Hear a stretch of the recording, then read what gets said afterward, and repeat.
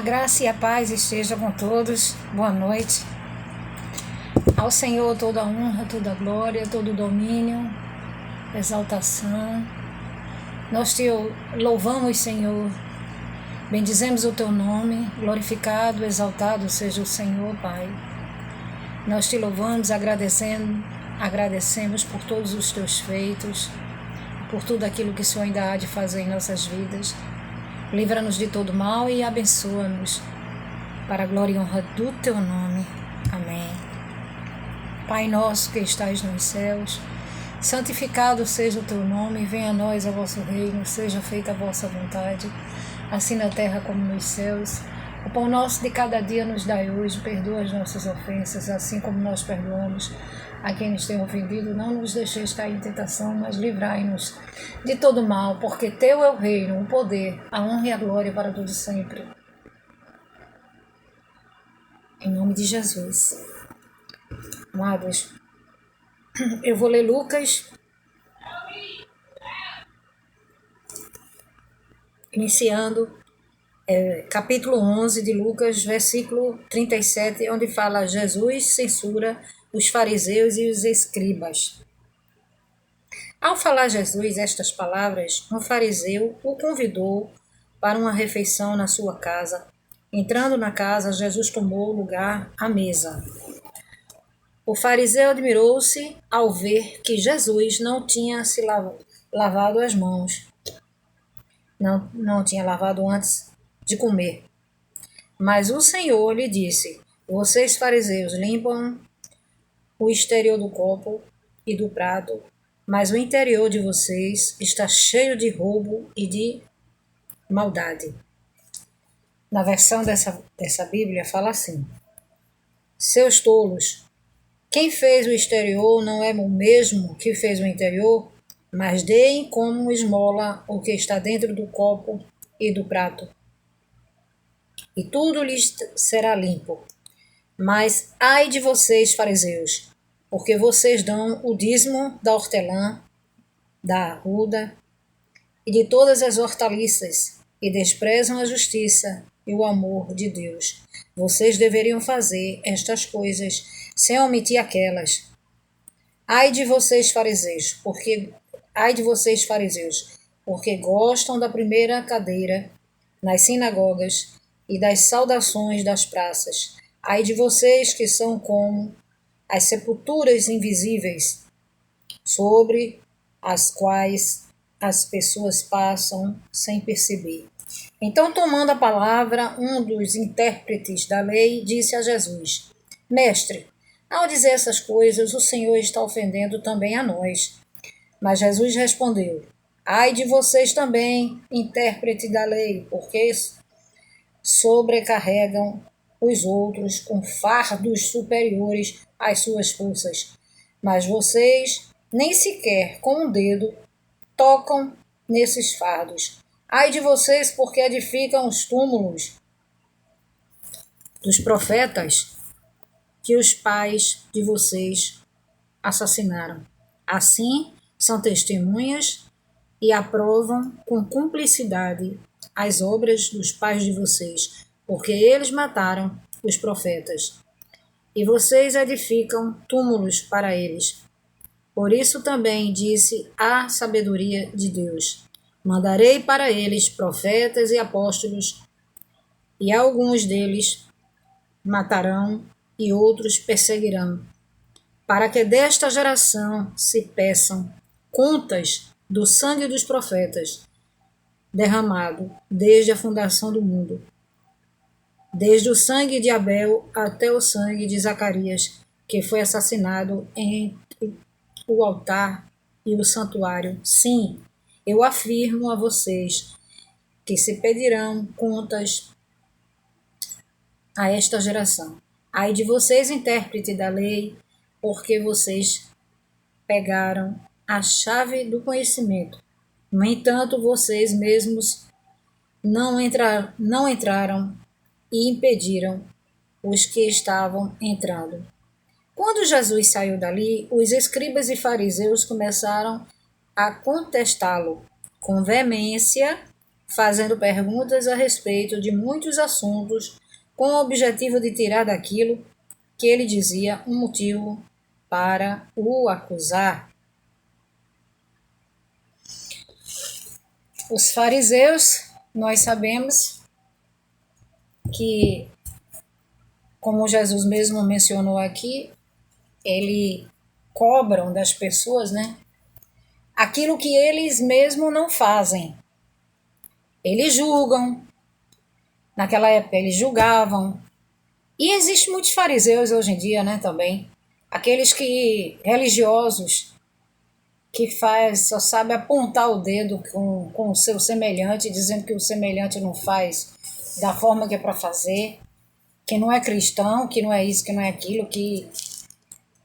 No entanto, muitos julgam, mas não fazem aquilo que agrada a Deus. Falam muitas vezes da palavra, mas não a praticam. Jesus adverte, estou lendo agora, é o versículo 12 de Lucas, capítulo 12. Jesus adverte contra hipocrisia, visto que milhares de pessoas se aglomeraram a ponto de se atropelarem umas às outras. Jesus começou a dizer, antes de tudo, aos seus discípulos: cuidado com o fermento dos fariseus, que é a hipocrisia.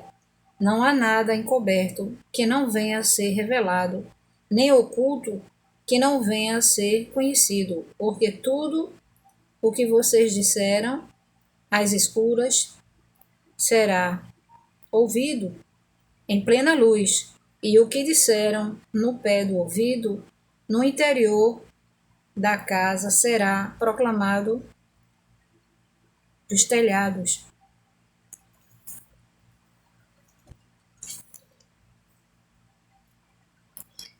Então, assim, eles têm aquele exigia, né?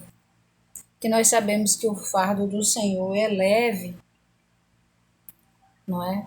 O Senhor diz assim: venham a mim todos que estão oprimidos, cansados e oprimidos, que eu vos aliviarei. Que a palavra do Senhor é a palavra de conforto, de esperança. E eles costumavam, desde aquela época, criticar pessoas, julgar pessoas, blasfemar de Jesus. E, no entanto, eles sempre foram tão religiosos, viviam, não é? Presos à lei e não praticavam. Como aqui mesmo na palavra do Senhor, ele diz que limpam o exterior do copo e do prato, mas o interior dele está cheio de peçonha, né? E hoje ainda existe muita gente assim, que sabe julgar o irmão.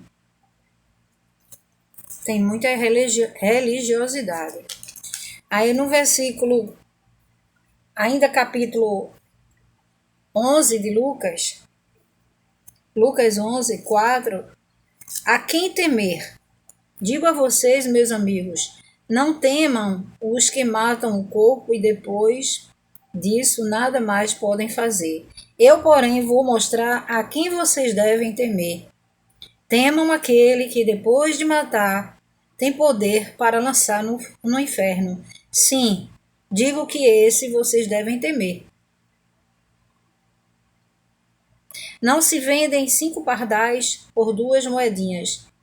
Não se vendem 5 pardais por 2 moedinhas? Entretanto, Deus não se esquece de nenhum deles. Até os cabelos da vossa cabeça estão todos contados. Não temam, vocês valem bem mais do que muitos pardais. Então, aqui o Senhor nos mostra, né, que a quem nós devemos ter temor e tremor, porque Ele tem a chave, não é, da vida e da morte. Ele nos conhece nosso Criador, antes que a palavra saia da nossa boca, Ele já conhece o nosso pensamento, Ele já sabe o que é que nós imaginamos, nós pensamos e o que vamos dizer. Ele conhece até a quantidade de fios de nossas cabeças.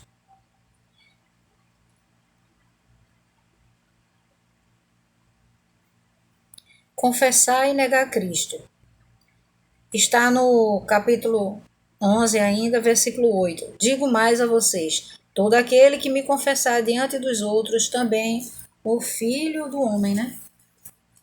O Filho do Homem. O confessará diante dos anjos de Deus, mas o que me negar diante das pessoas será negado diante dos anjos de Deus. Todo aquele que disser uma palavra contra o Filho do Homem, isto lhe será perdoado, mas para o que blasfemar contra o Espírito Santo, não haverá perdão. É o único pecado que o Senhor não aceita. É blasfemar contra o Espírito Santo. Quando levarem vocês às sinagogas ou à presença de governadores e autoridades, não se preocupe quanto à maneira como irão responder, nem quanto às coisas que tiverem de falar, porque o Espírito Santo lhes ensinará naquela hora as coisas que vocês devem dizer. O Senhor está só confirmando o que eu havia falado na live. Uma colega estava falando sobre uma irmã em Cristo, sobre questão do que vai pregar, se a pessoa tem medo de falar em público. Olha, amados, aqui mesmo, olha, eu sabia já que eu tinha lido esse versículo. Nós não precisamos nos preocupar, porque o Senhor mesmo é que ele que nos dirige a palavra que nós vamos ministrar. Quando levarem vocês às sinagogas, à presença do governador e autoridades, não se preocupe quanto à maneira como irão responder, nem quanto às coisas que tiverem de falar, porque o Espírito Santo lhes ensinará naquela mesma hora as coisas que vocês devem dizer. O Senhor mesmo é o Espírito Santo que nos dirige o que devemos ministrar. Está em Lucas,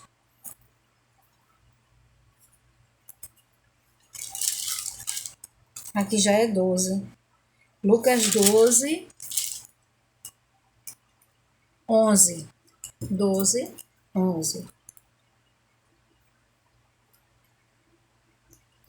Passando agora a falar sobre a parábola do rico tolo. Nesse ponto, um homem que estava no meio da multidão disse a Jesus: Mestre, diga a meu irmão que reparta comigo a herança. Mas Jesus lhe respondeu: Homem, quem nomeou juiz ou repartidor entre vocês? Então lhes recomendou: Tenha cuidado e não se deixem dominar por qualquer tipo de avareza, porque a vida de uma pessoa não consiste na abundância dos bens que ela tem.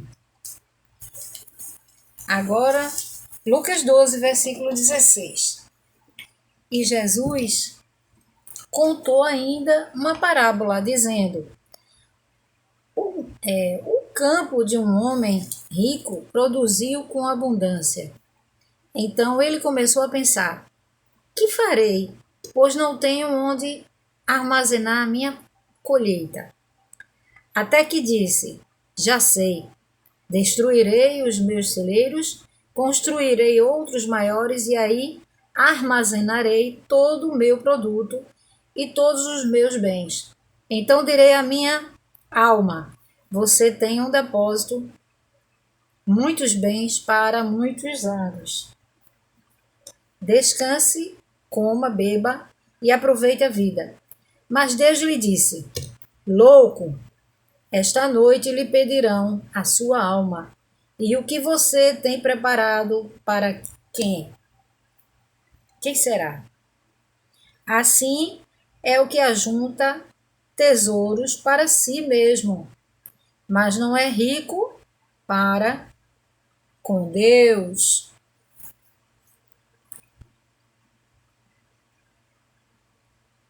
Eu acho que o que o Senhor está querendo dizer aqui, chamou até de louco, né? Louco! Esta noite lhe pedirão a sua alma, que nós devemos nos preocupar com a salvação da nossa alma, não é? Porque haverá o destino de nossas almas, e se nós não estivermos espiritualmente firmado nele, em Jesus, pode ter o dinheiro que tiver, vai ficar tudo aqui, não vai levar nada, não é? Esse apego ao dinheiro, aos bens, não vai adiantar de nada. Fica tudo.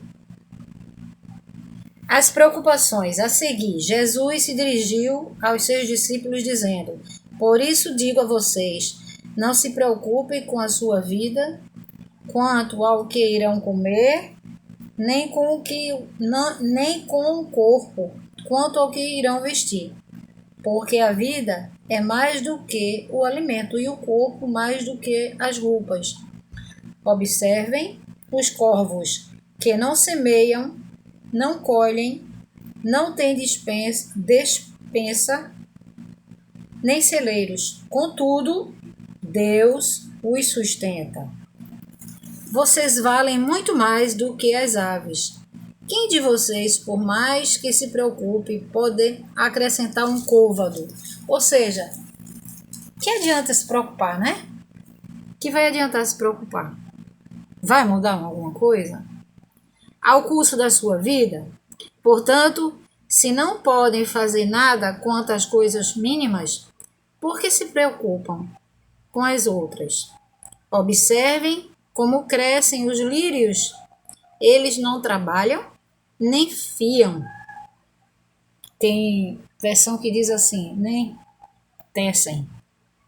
Eu, porém, afirmo a vocês que nem Salomão, em toda a sua sabedoria, toda a sua glória, se vestiu como qualquer deles. Ora, se Deus veste assim a erva que hoje está no campo e amanhã é lançada no forno, muito mais fará por vocês, homens de pequena fé. Portanto, não fiquem perguntando o que irão comer ou beber, e não fiquem preocupados com isto, porque os gentios de todo mundo é que procuram estas coisas, mas o Pai de vocês sabe que vocês precisam delas. Busquem, antes de tudo, o reino dos céus. E estas coisas, busquem o reino, e estas coisas lhes serão acrescentadas. Não tenham medo, ó pequenino rebanho, porque o Pai de vocês se agradou em dar-lhes o seu reino. Vendam os seus bens e deem esmola. Façam para vocês mesmos bolsas que são desgastem, que não desgastem, tesouro inesgotável nos céus, onde o ladrão não chega, nem a traça corrói. Porque onde estiver o tesouro de vocês, aí estará também o seu coração. Ou seja, não se apegar, ele está dizendo aqui, não se apegar a dinheiro, não se apegar às coisas materiais, não se preocupar com o dia de amanhã, não é? Com o que vai comer, com o que vai vestir. Que as aves não tecem, não... E o Senhor alimenta. Nossa confiança deve estar no Senhor. Mas a gente sabe, amados, que nós devemos buscar, né, alguma renda para sobrevivência. Nem tudo são flores, né? Não é ficar só esperando que Deus dê, né? Não funciona assim. A palavra do Senhor ela é verdadeira, mas nós devemos buscar nele, orar, pedir a ele para ele nos dar recursos para a nossa sobrevivência. abrir portas que nós possamos, através dessas portas, obtermos recursos. A parábola do servo vigilante. Estejam preparados como o corpo cingidos e as lamparinas acesas. Façam como os homens que esperam pelo seu Senhor. Ao voltar, ele das festas de casamento, para que logo abram a porta quando vier a bater. Bem-aventurados aqueles servos a quem o Senhor, quando vier, encontrar vigilantes. Em verdade lhes digo que ele há de cingir-se, dar-lhes lugar à mesa, e aproximando-se, os servirá. Quer ele venha à meia-noite ou de madrugada, bem-aventurados serão eles, se os encontrar vigilantes. Porém, considerem isto: se o pai de família soubesse que a hora que viria o ladrão,